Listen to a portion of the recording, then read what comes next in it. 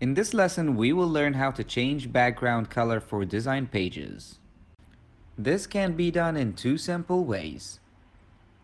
The first one is by double-clicking on the left mouse key on an empty portion of a design page, or by pressing P on your keyboard to select the Page Properties form.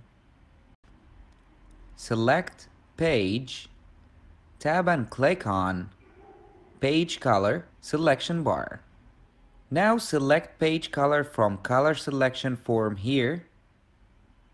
Then click on OK button. Now you can close all the forms you opened and you will be able to see your selected color applied as page background.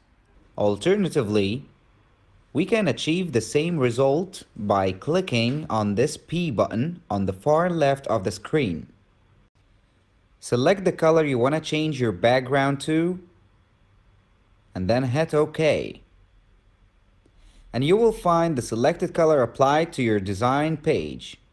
And that was how you adjust the page background color.